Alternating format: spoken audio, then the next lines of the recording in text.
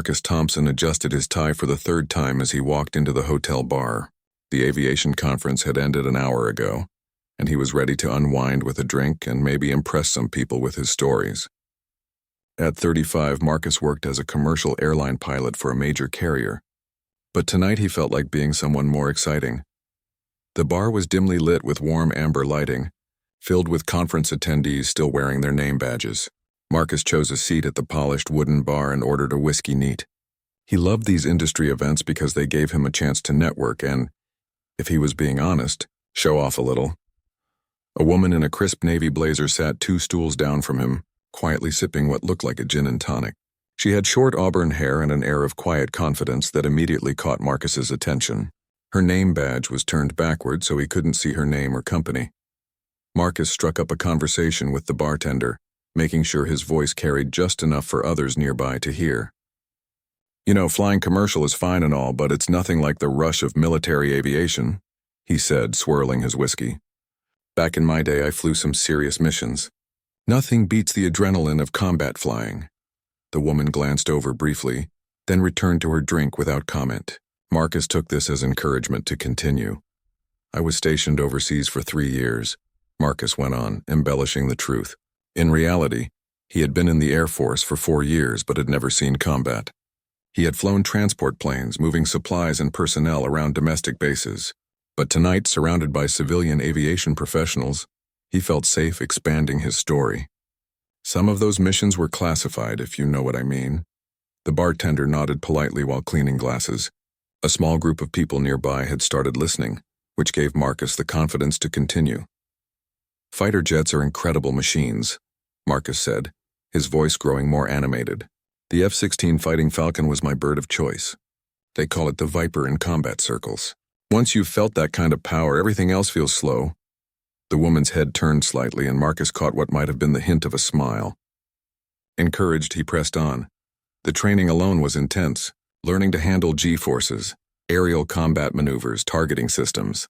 Most people can't handle it, but I took to it naturally." Marcus paused to take a sip of his whiskey, enjoying the attention he was getting from the small audience that had gathered.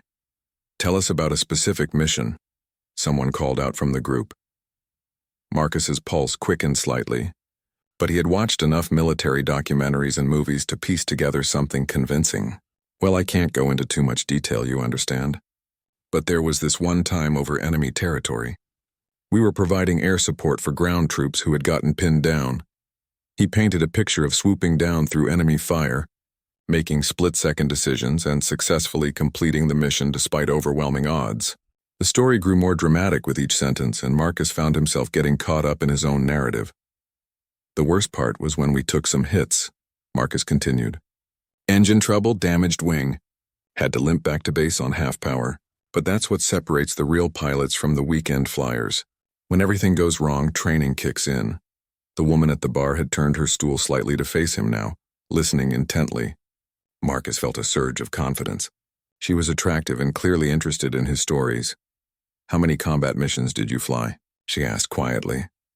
"Lost count after the first year," Marcus replied without missing a beat. "Some were routine reconnaissance, others were full combat engagements." "You learned to take it one mission at a time?" The woman nodded slowly, her green eyes studying his face. "That must have been difficult, transitioning back to civilian aviation after all that excitement." "It was," Marcus agreed, warming to the sympathy in her voice. "Commercial flying feels like driving a bus compared to combat aviation. But someone has to do the regular work, right? Can't all be heroes." The group around them had grown larger, and Marcus was enjoying being the center of attention. He ordered another round of drinks and continued sharing what he claimed were war stories, each one more elaborate than the last. "The thing about combat flying," Marcus said, gesturing with his glass, "is that it changes you. You see things, do things that most people can't imagine. The brotherhood among combat pilots is something special. We look out for each other because we know what it's like to have someone's life in your hands." The woman listened to every word, occasionally asking thoughtful questions that only seemed to encourage Marcus to elaborate further. He talked about the weight of responsibility, the split-second decisions, and the unbreakable bonds formed in combat. "Do you ever miss it?" she asked. "Every day," Marcus replied, and for a moment he almost believed his own story. But you reach a point where you want to come home, start a family, live a normal life. The war follows you, though. Some nights I still wake up thinking I'm in the cockpit. The woman's expression was unreadable, but she seemed genuinely engaged. Marcus felt like he was making a real connection, not just telling stories for entertainment. As the evening wore on and the crowd began to thin out, Marcus found himself talking more and more to just the woman. She had a way of asking questions that made him want to share more, to paint himself as even more heroic and experienced than he had originally planned. "What's your name?" Marcus finally asked, realizing they had been talking for over an hour. "Sarah," she replied simply. "And yours?" "Marcus Thompson. Pleased to meet you, Sarah." He raised his glass in a small toast. "Here's to interesting conversations with beautiful women." Sarah smiled and clinked her glass against his. "Here's to interesting stories," she said. And something in her tone made Marcus wonder if there was more meaning behind her words than he understood. Marcus felt confident as the evening progressed. Sarah seemed genuinely interested in his stories, and he found himself elaborating even more on his supposed combat experience. The bar had grown quieter, with only a few conference attendees remaining. "You know what the hardest part about combat flying really is?" Marcus said, leaning closer to Sarah. "It's not the enemy fire or the technical challenges. It's making life or death decisions in seconds. When you're providing close air support for troops on the ground, their lives depend on your accuracy." Sarah nodded thoughtfully, her fingers tracing the rim of her glass. "That kind of responsibility must be overwhelming." It was, Marcus agreed, getting more comfortable with his fabricated persona. "I remember this one mission, where we had to take out an enemy position that was dangerously close to friendly forces. The margin for error was maybe 50 meters. One wrong move and you're hitting your own people." He painted a vivid picture of flying through heavy anti-aircraft fire, making precise bombing runs while enemy fighters pursued him. The story grew more detailed as he spoke, drawing on every military movie and documentary he had ever watched. "How did you handle the stress?" Sarah asked, her green eyes focused intently on his face. Marcus was pleased by her continued interest. "Training and instinct," he said. "Plus you learn to compartmentalize. In the moment, you're just focused on the mission. The emotional weight hits you later, usually back at base." "What kind of aircraft did you say you flew again?" Sarah asked casually. "F-16 Fighting Falcon," Marcus replied immediately. "The Viper, as we called it in the squadron. Incredible machine. Single-engine, multi-role fighter. Could do air-to-air combat or ground attack missions with equal effectiveness." Sarah leaned forward slightly. "Tell me about the Viper's capabilities. What made it special for your missions?" Marcus felt a moment of pride at being able to discuss technical details. He had always been interested in military aviation, even though he had never flown combat aircraft. "Well, the F-16 has this incredible power-to-weight ratio. It can pull 9 Gs in a sustained turn, which is more than most pilots can handle physically. The fly-by-wire control system makes it incredibly responsive." "Impressive," Sarah said. "And the weapons systems?" "Top of the line," Marcus continued, warming to the technical discussion. The M61A1 Vulcan cannon was standard, plus it could carry a variety of missiles and bombs on external hardpoints. AIM-120 AMRAAM for air-to-air, AGM-65 Maverick for ground targets. The targeting system was so advanced you could put a missile through a window from miles away. Sarah seemed genuinely impressed by his knowledge. "You really know these aircraft inside and out." "You have to," Marcus replied. "Your life depends on understanding every system, every capability, every limitation. When you're in combat, there's no time to consult a manual." They talked for another hour about aviation, with Marcus continuing to embellish his supposed military experience. Sarah asked thoughtful questions about everything from combat tactics to pilot training, and Marcus found himself enjoying both her attention and the opportunity to play the role of a war hero. "What was your call sign?" Sarah asked suddenly. Marcus hadn't expected that question, but he recovered quickly. "Maverick," he said, borrowing from Top Gun. "I know it sounds cliched, but I had a reputation for taking calculated risks that other pilots wouldn't." "Maverick," Sarah repeated, a slight smile playing at her lips. "That's quite a reputation to live up to." "I did my best," Marcus replied modestly. "Though I'll admit some of those risks didn't always pay off. I had my share of close calls." He launched into another fabricated story about a dogfight over enemy territory. where he claimed to have outmaneuvered 2 enemy fighters despite being outnumbered. The story was pure fiction, but Marcus had watched enough military footage to make it sound convincing. "You're lucky to be alive," Sarah said when he finished. "We all were," Marcus replied solemnly. "Lost some good pilots over there." That's the reality of combat aviation that the movies don't show you. For every successful mission, there's always the possibility that you won't make it home. Sarah was quiet for a moment, and Marcus wondered if he had struck too serious a tone. But when she looked up, her expression was thoughtful rather than uncomfortable. "Do you keep in touch with your squadron mates?" she asked. "Some of them," Marcus lied smoothly. "Military friendships are different. When you've been through combat together, there's a bond that never goes away. Though it's hard sometimes talking to civilian friends about what we experienced. They don't really understand." "I can imagine," Sarah said softly. "It must be isolating sometimes." Marcus nodded, actually feeling a moment of genuine emotion despite the fictional nature of his story. That's why nights like this are nice. Meeting someone who seems to really understand the complexities of aviation. "What do you do now?" Sarah asked. "Besides commercial flying, I mean." "Mostly just work," Marcus replied. "Fly domestic routes, nothing too exciting. Sometimes I do some consulting work for aviation companies, help them understand military specifications and requirements. My combat experience gives me insights that pure civilian pilots don't have." Sarah nodded. "That makes sense. Your military background must be valuable in the civilian world." "It is," Marcus agreed. "Though sometimes I miss the adrenaline, you know?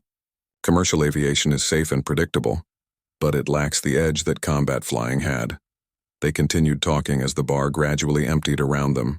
Marcus found himself genuinely enjoying Sarah's company, beyond just the ego boost of impressing her with his stories. She was intelligent, asked good questions, and seemed to have a real understanding of aviation. "I should probably get going soon," Sarah said, glancing at her watch. "Early flight tomorrow." "Of course," Marcus said, not wanting the evening to end. "This has been really enjoyable. It's rare to meet someone who understands aviation the way you do." "Thank you," Sarah replied.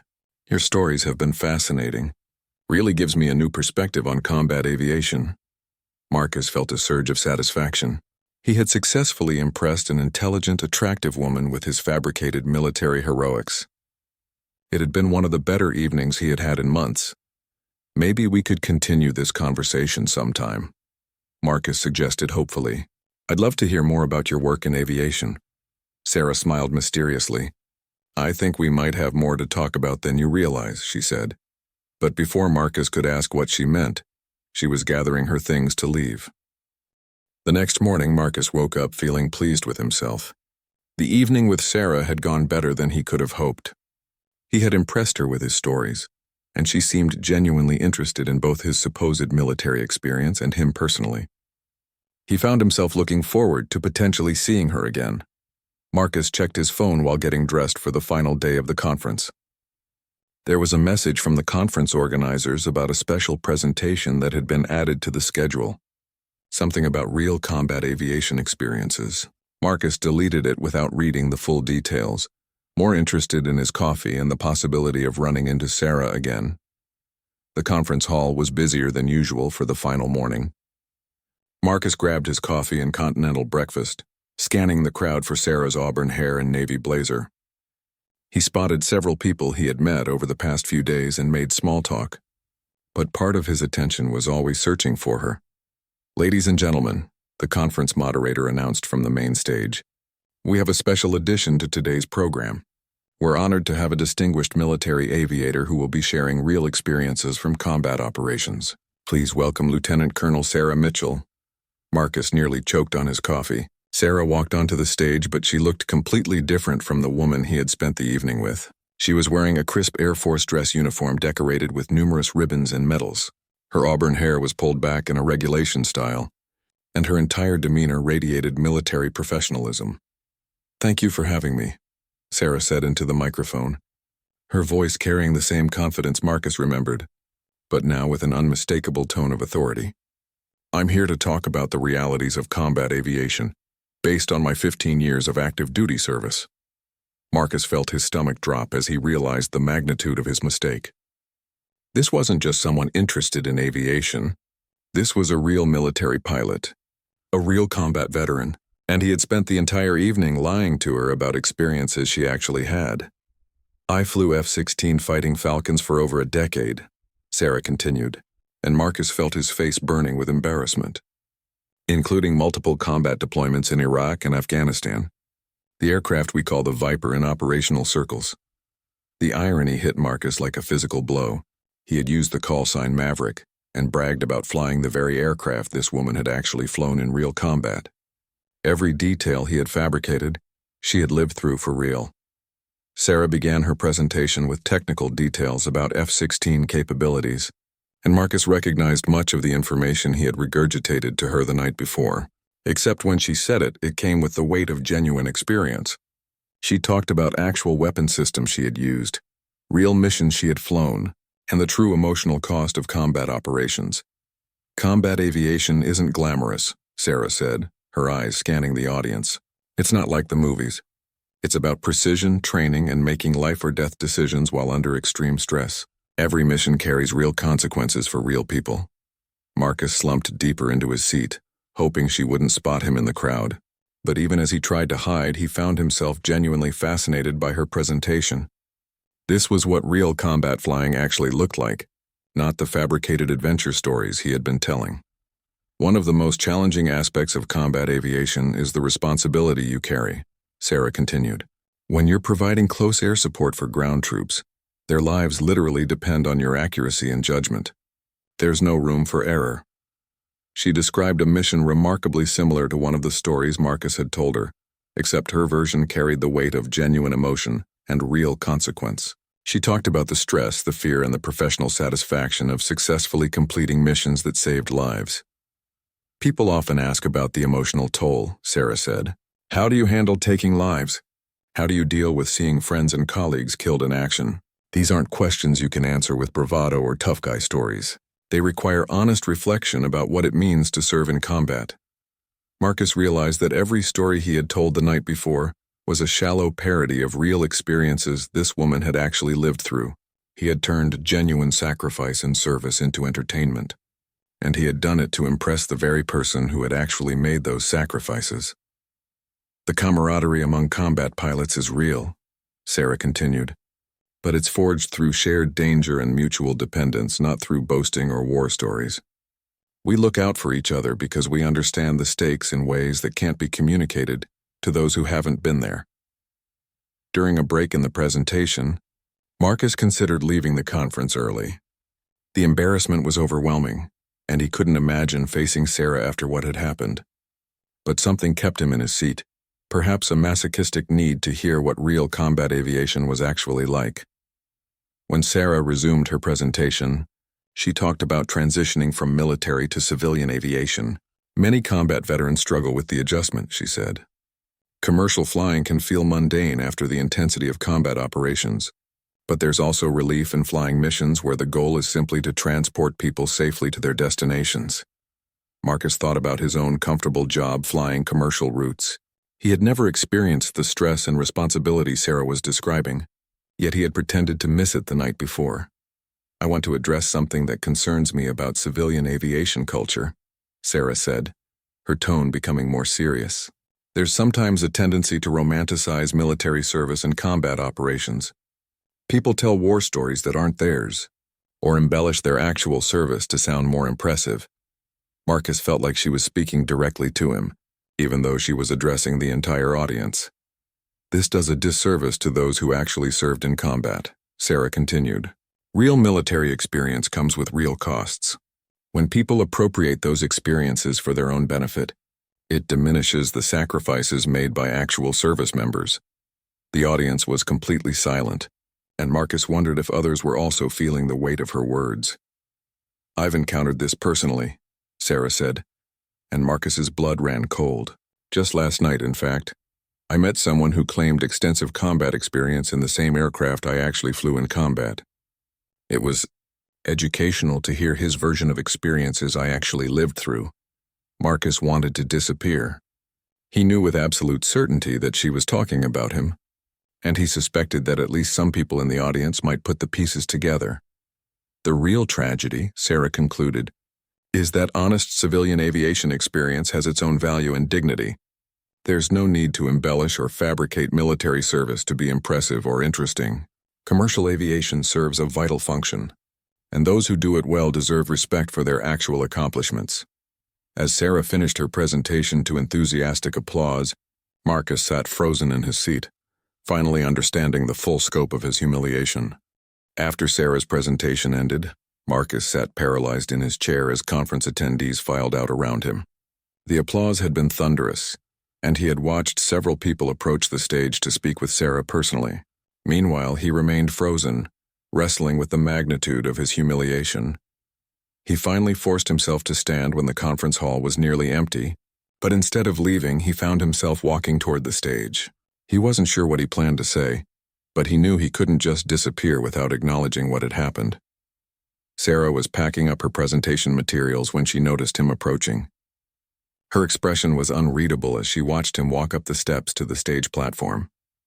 "Lieutenant Colonel Mitchell," Marcus said awkwardly, not sure how to begin. "You can call me Sarah," she replied calmly. "We're past formalities at this point, don't you think?" Marcus took a deep breath. "I owe you an apology." "A huge apology." Sarah finished packing her laptop and turned to face him fully. "I'm listening." "Everything I told you last night was a lie," Marcus said, the words coming out in a rush. "I never flew combat missions. I was in the Air Force for 4 years, but I flew transport planes on domestic routes. I never saw combat, never deployed overseas, never did any of the things I claimed." Sarah nodded slowly. "I know. You knew?" Marcus asked, surprised. "I suspected early on, but I became certain when you said your call sign was Maverick," Sarah explained. "No real military pilot would use a call sign from a movie. Plus, some of your technical details were off, and your stories had a Hollywood quality that real combat experiences don't have." Marcus felt even worse knowing that she had been aware of his lies throughout their conversation. "Then why did you keep listening? Why did you encourage me to keep talking?" Sarah leaned against the podium, considering her answer. "Partly curiosity. I wanted to see how far you would take it. But mostly I was trying to understand why someone would feel the need to fabricate military service." "I don't know why," Marcus admitted. "I guess I wanted to seem more interesting, more impressive. Commercial flying feels ordinary compared to what you've actually done." "That's where you're wrong," Sarah said firmly. "Commercial aviation is incredibly important work. You transport hundreds of people safely every day. You've probably never lost a passenger, never had a serious accident. That's not ordinary, that's exceptional." Marcus hadn't expected this response. "But it's not exciting like combat flying." "Marcus, do you know what I missed most during my combat deployments?" Sarah asked. "Routine flights where nobody was shooting at me. Flights where the biggest concern was weather delays, not enemy fire. There's tremendous value in boring, safe aviation." They were silent for a moment as Marcus processed this perspective. "I need to ask you something," Sarah continued. "Have you told these stories before?" "To other people?" Marcus hesitated, then nodded. "Yes, not the specific details, but I've implied that my military service was more extensive than it actually was." "That has to stop," Sarah said, her tone becoming more serious. "It's not just embarrassing for you. It's disrespectful to actual veterans, and it spreads misconceptions about what military service really involves." "I know that now," Marcus said. "After listening to your presentation, I understand how wrong I was. Your real experiences made my fake stories seem like cheap entertainment." Sarah studied his face carefully. "I believe you're genuinely remorseful. But the question is, what are you going to do about it?" "What do you mean?" "Well, you can't take back the lies you've told, but you can commit to being honest going forward," Sarah explained. "And more than that, you can use this experience to develop a real understanding of military service instead of the fantasy version you've been promoting." Marcus nodded eagerly. "How can I do that?" "Start by learning about actual military aviation," Sarah suggested. "Read memoirs by real combat pilots. Understand the history and reality of military service. If you're genuinely interested in this subject, approach it with the respect it deserves." "I will," Marcus promised. "But I have to ask, why are you being so understanding about this? You could have humiliated me publicly. You could have called me out during your presentation." Sarah smiled slightly. "I could have. And honestly, part of me wanted to, but I've learned that humiliation rarely changes behavior for the better. You're clearly embarrassed enough as it is. More than embarrassed, Marcus admitted. I feel sick about the whole thing. Good, Sarah said. That means you understand the gravity of what you did. Now the question is whether you'll learn from it or just feel bad about it. Marcus was quiet for a long moment. Can I ask you something personal? You can ask. What was combat actually like? Not the technical details, but emotionally. Sarah considered the question carefully. Terrifying and exhilarating at the same time. But mostly it was about duty and responsibility. Every mission mattered because real lives were at stake. That weight never leaves you, even years later. Do you regret it? No, Sarah said without hesitation. But I don't romanticize it either. It was a job that needed to be done, and I was trained to do it. The real heroism isn't in the flying. It's in the commitment to serve something larger than yourself. Marcus felt a deep sense of shame as he realized how his lies had trivialized this commitment. I'm truly sorry, Sarah. Not just for lying to you, but for cheapening what you and others like you have actually done. Apology accepted, Sarah said. But here's what I want from you going forward. When people ask about your military service, tell them the truth. Transport flying is honorable work too, and if you encounter other people telling fake war stories, consider speaking up. I will, Marcus promised. Sarah gathered her things and prepared to leave. You know, Marcus, you seem like a decent person who made a bad choice. Don't let this mistake define you, but don't forget the lesson either. As she walked away, Marcus remained on the stage, finally understanding the difference between real service and the fantasy version he had been selling. For the first time in years, he felt motivated to be genuinely proud of his actual accomplishments rather than seeking validation through fabricated heroics. The conference hall was now completely empty except for cleaning staff preparing for the next event. Marcus stood alone, processing everything that had happened and beginning to plan how he would change his behavior going forward. 3 months after the conference, Marcus sat in his apartment reading Viper Pilot by Dan Hampton, one of several memoirs by actual F-16 combat pilots that Sarah had recommended. The book painted a vivid and honest picture of what combat aviation really involved, and Marcus found himself both fascinated and humbled by the authentic accounts. His reading was interrupted by his phone buzzing with a text from his colleague Jake, who was hosting a barbecue that afternoon. Marcus had been dreading social gatherings lately because they often led to conversations about military service, and he was still learning how to navigate those discussions honestly. At the barbecue, Marcus found himself in a familiar situation. Jake was introducing him to some neighbors, and the conversation naturally turned to careers and backgrounds. Marcus here is a pilot, Jake announced proudly. Used to be in the military too. Tell them about some of your experiences, Marcus. In the past, this would have been Marcus's cue to launch into fabricated stories about combat missions and heroic adventures. Instead, he felt his stomach tighten as he searched for the right words. I was in the Air Force for 4 years, Marcus said carefully. I flew transport planes, mostly moving supplies and personnel between domestic bases. It was good experience that helped me transition to commercial aviation. One of the neighbors, a man named Robert, leaned forward with interest. That's cool, but did you ever see any action?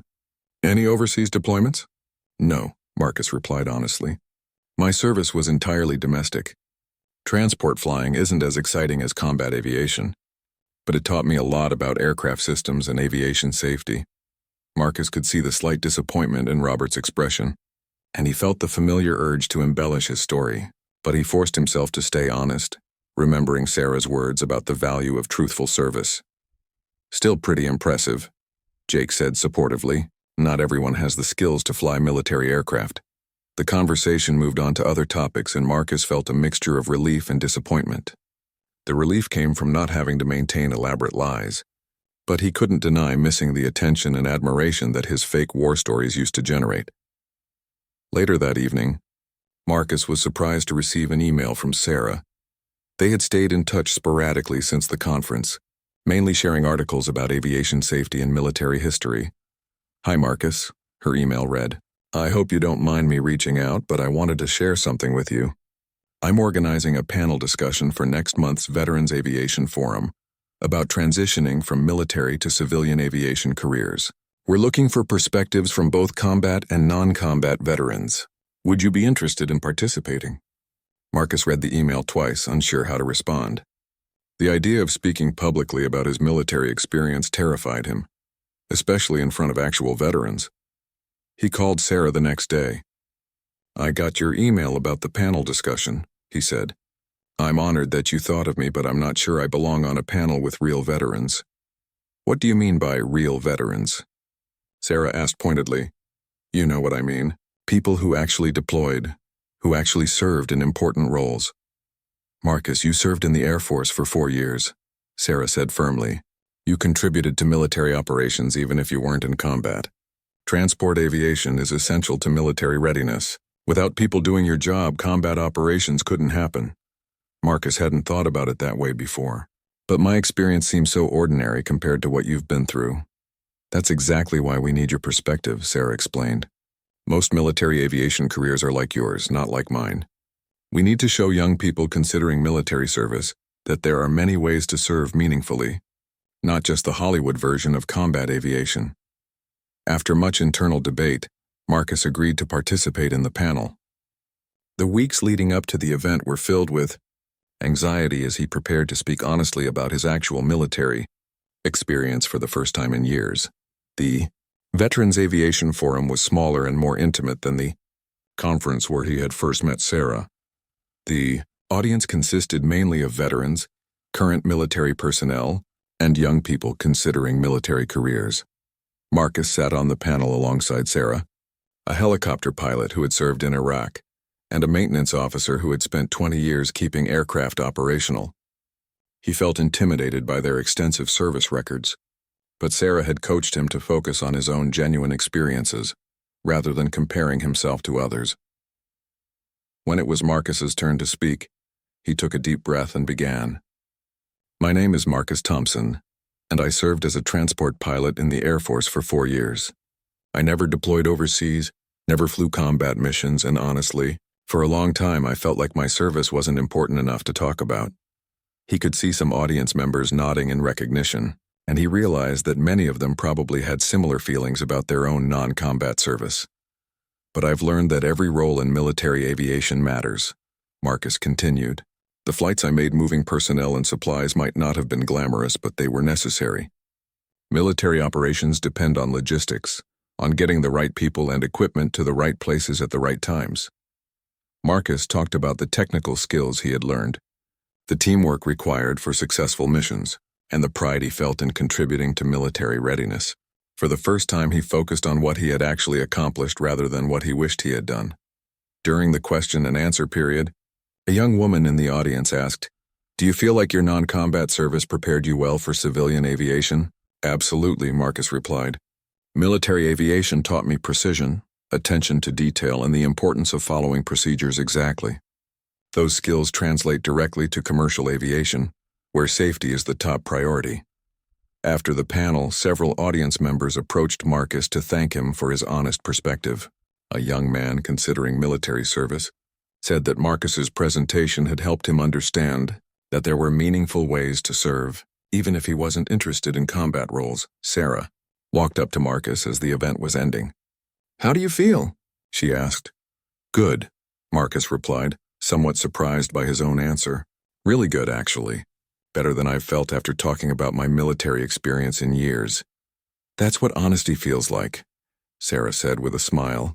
"You should be proud of what you actually accomplished, not ashamed that it wasn't something else." As Marcus drove home that evening, he reflected on how much had changed since that embarrassing night at the conference. He was finally learning to value his real experiences and accomplishments, and he was discovering that authenticity felt much better than the temporary validation that had come from his lies. For the first time in years, Marcus felt genuinely proud of his military service, not because he had fabricated heroic stories about it, but because he had finally learned to appreciate what he had actually contributed.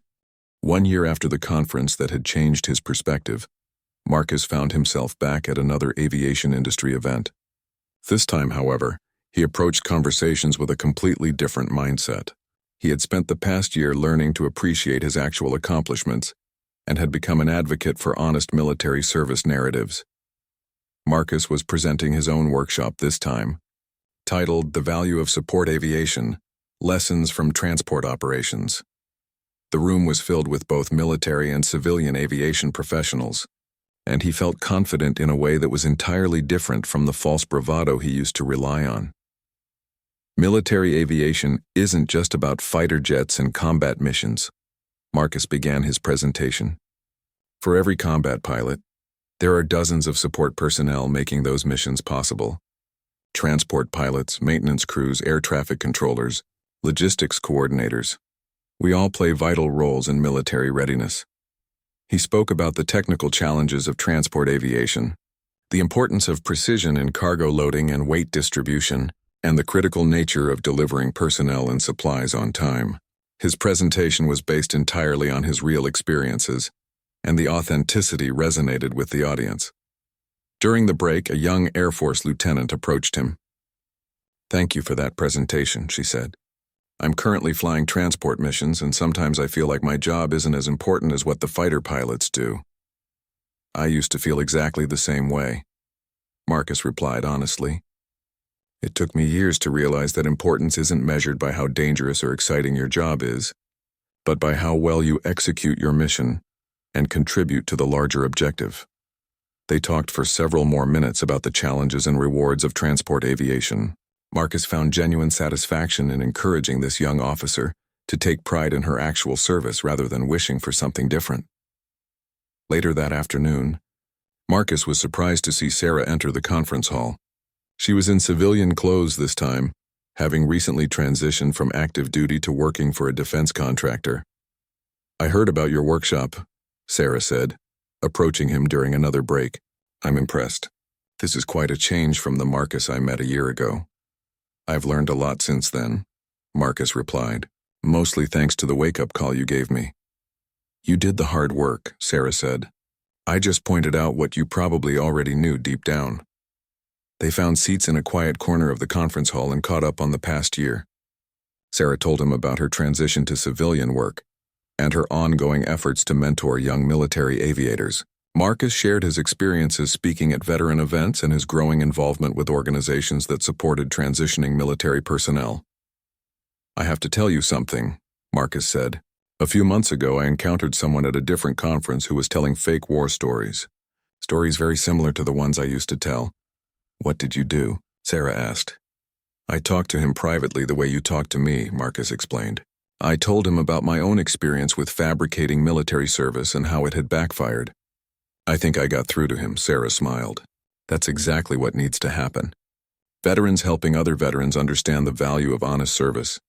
As the conference continued, Marcus noticed something that never would have occurred to him a year earlier.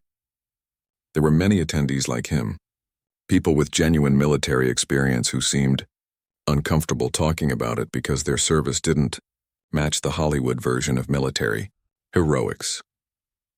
During the networking dinner that evening, Marcus made an effort to connect with these individuals.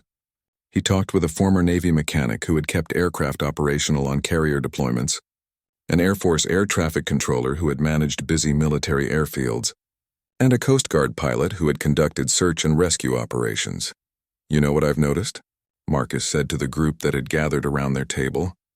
"We all have valuable military experience, but we tend to downplay it because it doesn't match what people expect military service to look like." The Navy mechanic nodded.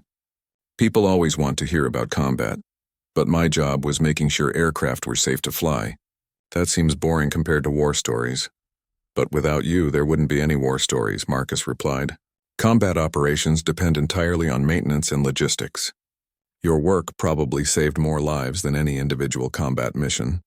The conversation continued throughout the evening, with each person sharing their real experiences and gradually understanding the importance of their actual contributions. Marcus realized that his year-long journey from fabricated heroics to authentic pride had led him to this moment, helping others recognize the value of their genuine service. A week after the conference, Marcus received an email that surprised him. It was from the young Air Force lieutenant he had spoken with during his workshop. "Mr. Thompson," the email read, "I wanted to thank you again for our conversation. I've been thinking about what you said about measuring importance by mission execution rather than excitement level. I've started a small group at my base for transport and support personnel to share experiences and learn from each other. Would you be willing to speak to our group via video conference sometime?" Marcus immediately replied that he would be honored to participate. Over the following months, he found himself regularly speaking to military groups about the importance of honest service narratives and the value of support roles in military operations. 6 months later, Marcus was invited to be a keynote speaker at a major veterans conference. As he prepared his presentation, he reflected on the journey that had brought him to this point. He had transformed from someone who fabricated military heroics to impress strangers into someone who genuinely helped other veterans appreciate their real contributions. The night before his keynote speech, Marcus called Sarah to thank her one final time for the intervention that had changed his life. "You know what the best part is?" Marcus told her. "I actually feel proud of my military service now. Not because I've convinced myself it was something it wasn't, but because I finally understand what it actually was." "That's what I hoped would happen," Sarah replied. "Real pride is much more satisfying than fake admiration." As Marcus delivered his keynote speech the next day, he looked out at an audience filled with veterans from all branches of service and all types of military occupations. He spoke about the dangers of stolen valor, the importance of honest service narratives, and the vital contributions made by every person who serves, regardless of their specific role. Military service comes in many forms, Marcus concluded his speech. Some serve in combat, others in support roles. Some deploy overseas, others serve domestically. But every person who puts on the uniform and commits to serving something larger than themselves deserves respect for their actual contribution, not judgment for what their service wasn't. The standing ovation that followed was the most satisfying recognition Marcus had ever received, because for the first time in his life he had earned it honestly.